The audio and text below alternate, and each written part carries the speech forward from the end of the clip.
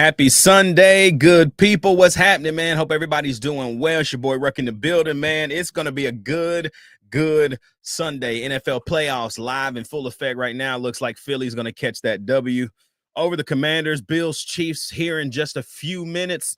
I said, listen, this is the perfect time to hop on and have some straight up Tennessee conversations tonight.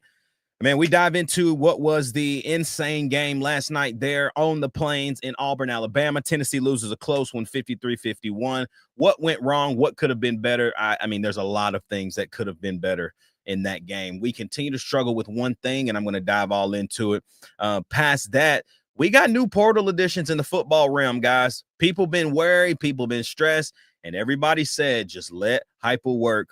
Got a lot of interesting and a lot of highlights about these newcomers that are on the roster and early enrolled in this winter/spring semester. They are on campus and ready to roll. And then obviously we're going to dive into actually one of the coolest articles that I found actually via VolQuest. I believe Eric Kane wrote it, titled "A Look at the Tennessee Running Back Room. The Vols must replace an All-American production." It's going to be a good night. I can't wait. Let's tap in. Let's dive in. Y'all know what it is, man. It's your boy Ruck in the building. You already know it's straight up Tennessee, baby. Welcome to the Sunday Flow. Wow, that's kind of dope. Sunday Flow. Yeah, Sunday Flow. Let's ride. First play, second quarter, touchdown Tennessee. That throw's intercepted. Pierce down the sideline. Touchdown.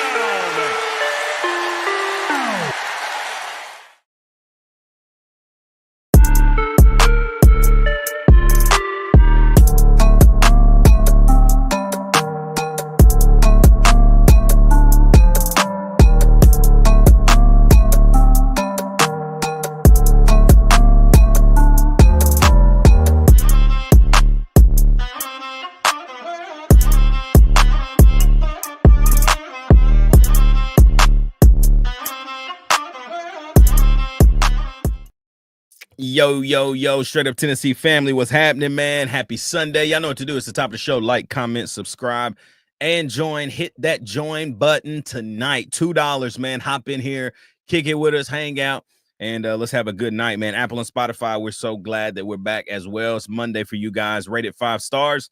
Let the people know why they need to listen to Straight Up Tennessee. Man, it's been a good couple weeks. I've been busy, man, and I was like, I have to get back on this show.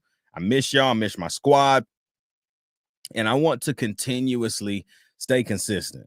And it's been tough these last couple weeks with the busyness, but that's life sometimes. And so we back, though. It's gonna be a great night. Hope everybody's been well, man. Welcome to the Straight Up Tennessee family. If you have joined the channel in the last couple of weeks, I've seen more submissions and more people joining, got new people in the Discord.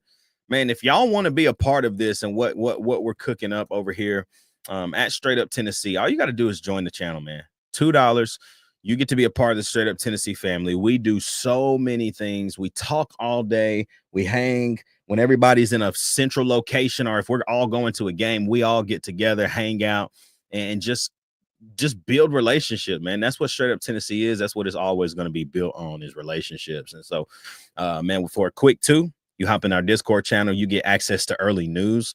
We've got a lot of connects. We've got a lot of guys who are connected in different ways to the university, whether that's from past players, current NIL collectives that Tennessee is with the Vol Club, Inspire, and all of these other places. We've got a lot of things and people who know who these people are. So if you haven't joined the channel, go ahead and do so. My man EJ Medina's in the building. What's up, E? He says all day. I don't even know what you're referring to, but I love it, and I'm glad to see my boy in here. So, y'all, let's dive in, man. Oh, I know why he said that. He's a freaking Auburn fan. He's an Auburn fan, and he's really not an Auburn basketball fan. He's a Syracuse basketball fan. But I guess you can cheer for Auburn as they are the #1 team in the country. And last night was an interesting an interesting game. I felt like back and forth type of game. It was not a game that you really could tell who was going to win at any point, even after Auburn goes up by 1 there with the Janai Broom miss pass out. to Miles Kelly for that 3 ball there in the corner. Still never felt like Auburn was in control or Tennessee was in control. And it was one of those games where you felt like if you had the ball last, you had a shot to win. And Tennessee had the ball last and had a shot to win. And I'm not quite sure what the absolute crap we were doing with that call out of the timeout that we took. 9.4 seconds.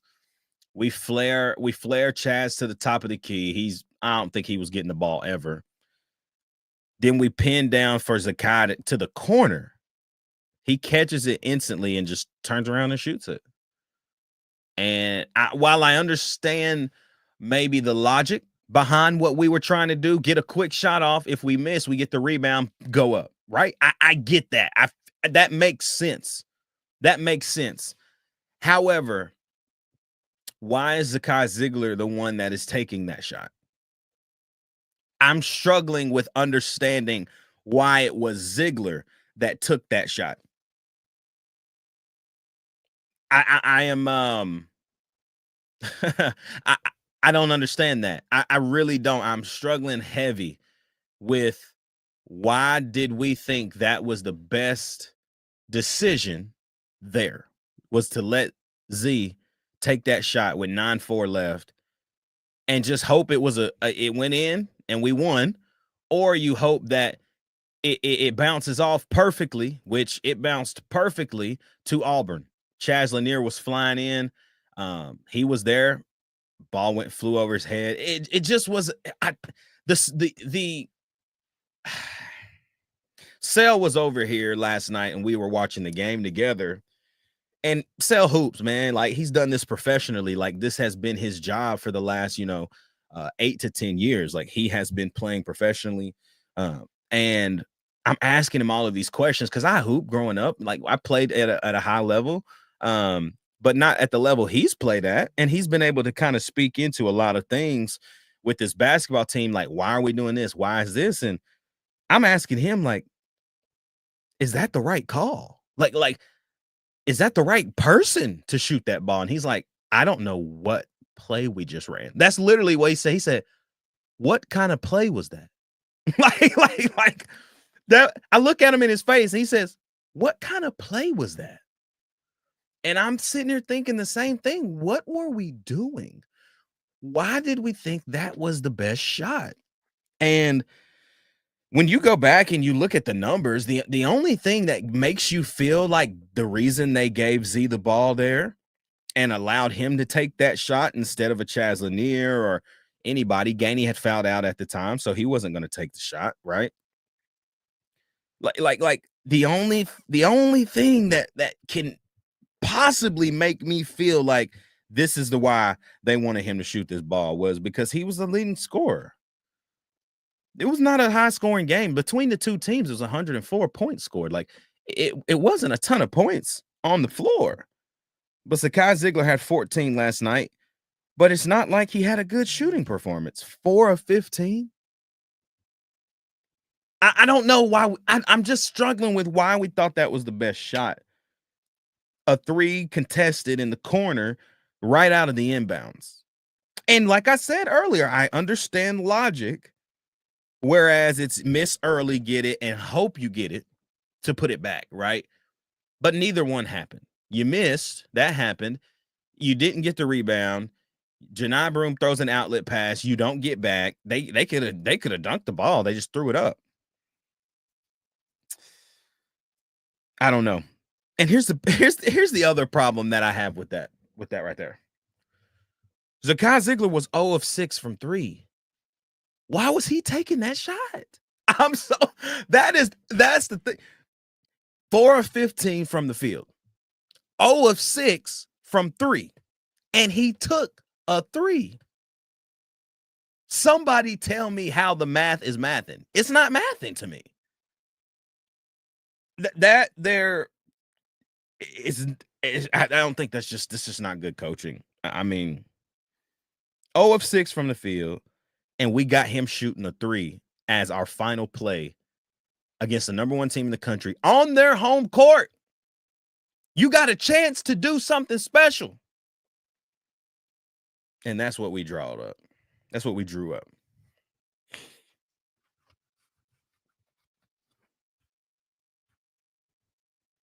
Where's Darlin Stone Dubar? Where's Dubar? Says Dubar played 1 minute. 1 minute, 1 point.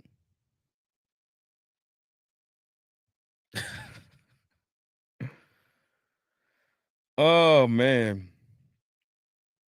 I don't know. I don't know. I don't know about this squad anymore, man. I don't know who we are. I think that's what I'm struggling with. It's not that I think that this team is done, the year's over, blah blah. It's not, man. You're 17-3, but you've lost 3 games in conference play. You've lost to Florida.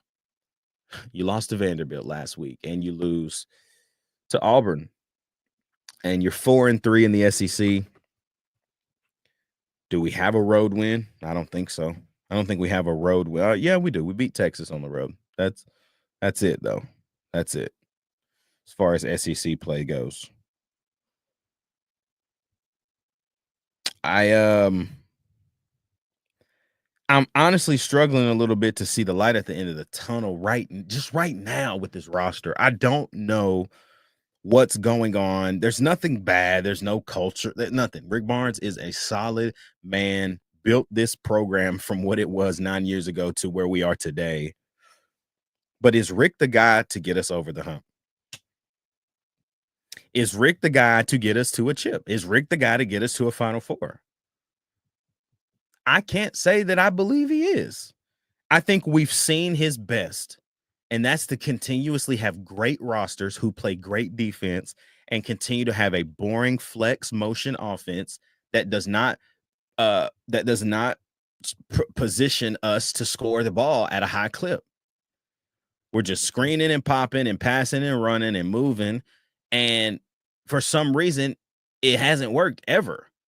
What worked? What has worked in the Barnes system is when you have a guy like Dalton Connect, when you had a guy like Grant Williams, and you said, clear out, get out the way, move. That's what worked. DK, get out the way. Just give him the ball and get out the way. Grant, come to the Grant, come up to the come up to the elbow. Give it to Grant, let him go to work. That's what worked. Every other offensive team, think about it, people. Think about it. Think about the rosters. Think about the years. This has not just been as of recent. We have struggled offensively. It is what Tennessee has struggled with under Barnes. But you always had a Grant Williams. You had a Dalton Connect who could go and get you a bucket. And we used to just give them the ball and let them go get us a bucket. We thought that was Chaz Lanier, and guys, it's just not. It's not. And I love Chaz. Boy, smooth. His game is nice. But you're seeing that there's a different level, man, when you get into this conference play. It's the best basketball. This is the best. This is the best basketball conference in the NCAA. I promise you. Name me 4 teams better than the best 4 teams in the SEC in another conference. Name me 4 teams in another conference that have better top 4 teams than the SEC. I'll wait. And it's cap if you say anybody from the Big 12. Cap. You cappity, cap. You Colin Kaepernick. You tripping. Tennessee plays Kentucky on Tuesday night. They're in Knoxville, Tennessee, and I mean, I think they're going to win the game. They're in TBA. If that was in Rupp after losing how we did in Kneville, I mean, I think I would be picking Tennessee to lose, but I think Tennessee's going to win the game. They're at home. Bounce back game. They're in Thompson-Boling Arena. I think that crowd is going to be into it. I think one of the other things that plays into that as a great game for Tennessee is very simple. It's a 7 o'clock local tip. You ain't playing at 9 p.m. You know what I'm saying? Like, you ain't playing at 9 p.m. Go get the dub. It's simple. Go get the dub. We'll figure it out and go get the dub, man. That's what we got to do. And I hope that Tennessee positions themselves to get back on the right track. We got to win some in a row. It's a win, and it's a win, it's a loss. It's a win, loss, win, loss. Like, we got to get back on a string, man, because I'm tired of losing. I'm done with these losses. Let's take these that we've got. Let's take it on the chin. I didn't even talk about the officiating last night. I'm not even going to go into that. I'm going to keep it moving. But Tennessee's got a lot of basketball to play, man. It's just now the end of January. You got Kentucky. You get Florida. You got 2 big-time home games this week. You get Florida at home on Saturday. And then you got to turn around the following week. You get freaking Missouri in Knoxville. Then you travel to Oklahoma. You're at home 3 straight nights. Go do what you're supposed to do. It's simple. Go do what you're supposed to do, win the freaking games, and let's get on back. So let's talk a little bit about the football team, man. The new portal additions have it's heightened the expectation once again, because that's what Tennessee fans see. What we do and what we see, it dictates everything that we start to think about a team that we ain't seen touch the field. But so far, the portal class looks like Wendell Moe from Arizona. He's a guard. Amari Jefferson, the transfer receiver who was at Baylor School there in Chattanooga. He went to Alabama for a year, and he's back home in Knoxville now. And then you get the Duke running back, Star Thomas, who transferred in, I believe it was early last week. The most important piece to all of this, people, is what Heupel's doing with this offensive line. Sam Pendleton, this is big. Sam Pendleton's pickup is big. A guy that played meaningful downs for Notre Dame in their college football playoff run, started 7 games. He graded at a 63.2 via Pro Football Focus in 2024, played over 492 snaps. He only allowed 3 quarterback hurries. He only allowed 6 pressures and 3 quarterback hits, but he did not allow a sack.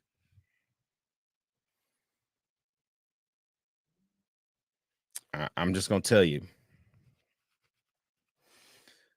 that's a guy that you want on the field. You can have Moe, Pendleton. Like, the possibilities now for this offensive line that we thought was so shot, they've now got new blood and there's a heightened expectation now that this offensive line is even better than it was last year. I found a couple of things about these 4 guys. As far as the transfer portal and their ratings go, Sam Pendleton was a 90% rating. Wendell Moe was an 88. Star Thomas 86, and Amari Jefferson 86. Tennessee's not done, but this was another thing that I thought this was extremely interesting, because you want to know what you're getting, and you want to know potentially what the talent can look like. The VOLS potential starting offensive line actually looks like deliciously good. Okay, it looks good. Your left tackle, Lance Hurd, got better. Former 5-star. Left guard, Sam Pendleton, started 7 games for Notre Dame this year on their college football playoff national championship run. At center, you got a stud in William Satterwhite, who's a 4-star. He's going to be great. He may not be fantastic to start. He's going to be great, though. I can promise you that. Wendell Moe, 27 career starts. A lot of experience. Different type of playing field in the SEC, but a lot of experience. That's what you want to bring into a very, very dynamic offense who needs positions like Wendell Moe plays as right guard. And then your right tackle, David Sanders. We know who David Sanders Jr. is. The 5-star, number 1 offensive tackle in the country. Consensuous 5-star, the number 1 overall player in the country.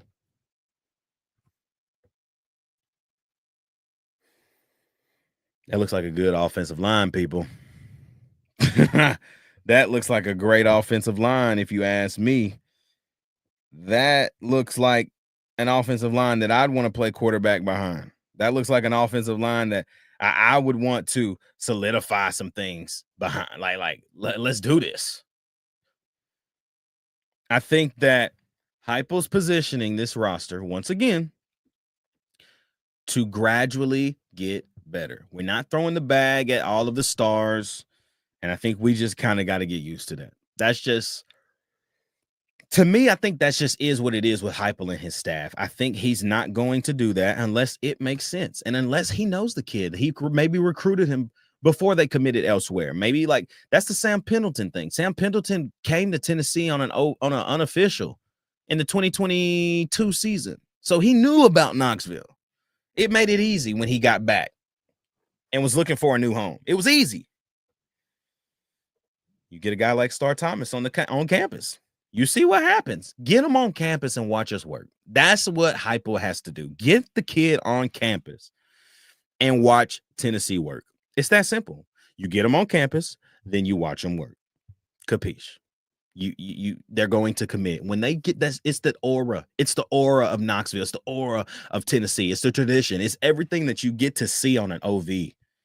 Changes everything you thought about the school you really liked versus Tennessee. Like Tennessee wins when it comes to those things. I want to wrap up today, man. I want to wrap up tonight's show with this really, really dope article, man. It's a look at the Tennessee running back room after losing the All-American Dylan Sampson. So I believe, let's see who wrote this one. Yep, my man Eric Kane wrote this article. It's long, and I just want to hit a couple of points. But Tennessee rushed for 2,936 yards this fall. It was the second most in modern program history and the most since 1951. Says Tennessee has logged at least 2,500 yards on the ground all 4 years that Heupel's been here. There has never been a longer streak of 2,500 yards in team history. Dylan Sampson's gone. 2 backs left for the portal. Cameron Seldon, Khalifa Keith. Khalifa's going to App State. Cam Seldon's going to Virginia Tech, right? What did we get back? Well, we know D. Bish, and we know Peyton Lewis. I think they're both good backs. I don't know. Peyton Lewis may come into his own and just be that guy. I don't know. D. Bish is special. And Darrell Sims put both of them on the field this year. And it let me know that Sims is a great freaking coach. Because if those two guys, a walk-on in Bishop and a true freshman in Lewis, played the way they played without knowing at the head of the year, like, man, I'm going to be getting hella clock. Like, they didn't know what was going on. And to come in and make impact, that you gotta give the coach his credit. And I think that they're going to be great in the future. I don't know a lot about Star Thomas. I know he's a Duke guy. He's had a good year. He had a lot of good year. He's an older guy. He's a vet. There's a lot of things that go into that. But it's going to be hard to replace what Dylan Sampson did in his career at Tennessee. He was SEC Player of the Year. He had 1,491 yards, 22 touchdowns. These are both program records.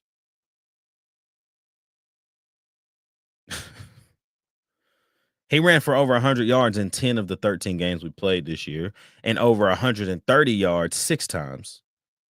He had multiple tutties in 7 games, including 3 games with 3 or more touchdowns. He had 178 yards at Vanderbilt. That really got us into the college football playoff. Remember, he got hurt late in that game, and that injury really just lingered into the playoff game and allowed him to be what he was, which was just limited. Didn't play, and it hurt us early. So, Star Thomas rushed for 871 yards there at Duke and had 7 touchdowns, 4 yards a carry. Says he had a great 3-game stretch where he ran for 122 yards, 111, and then 166 versus UConn, MTSU, and North Carolina. He had 88 yards and a touchdown against Florida State as well. Also a great pass-catching back, hauling in 20 catches for 153 yards and a touchdown. He's going to be able to make some noise. but how much? How much are we putting on him? This is the last thing I kind of want to take from this article. One of the things that I really liked, a lot of people are forgetting that Justin Baker from Buford is in.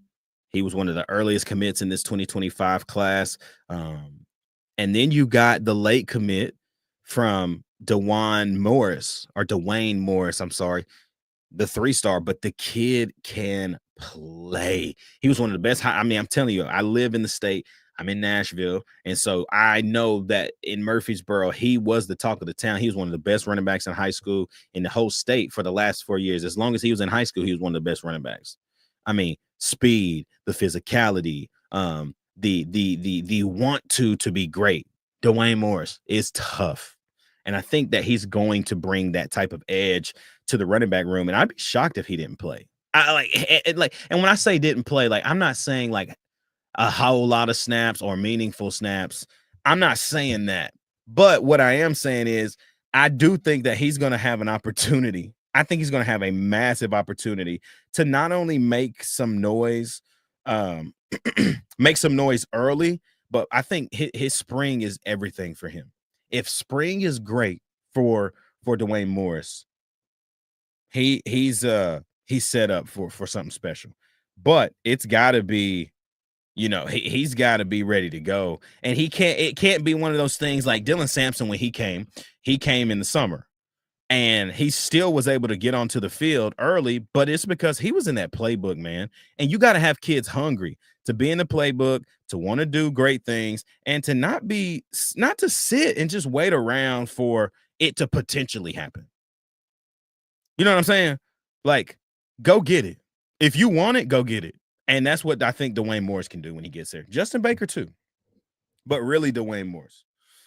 So, man, y'all know what to do though, man. Like, comment, subscribe, and join the channel. We'll be back live on Wednesday night talking after the Tennessee and Kentucky game. That boy Lance Asher is going to be joining us to recap that game, and I can't wait to dive into it. So, man, hope y'all have a great rest of your week. We'll see you live on Wednesday. Apple and Spotify, rate us 5 stars, and happy Monday to you. Y'all know what it is, man. It's Straight Up Tennessee, baby. We'll be back on Wednesday for the midweek chat.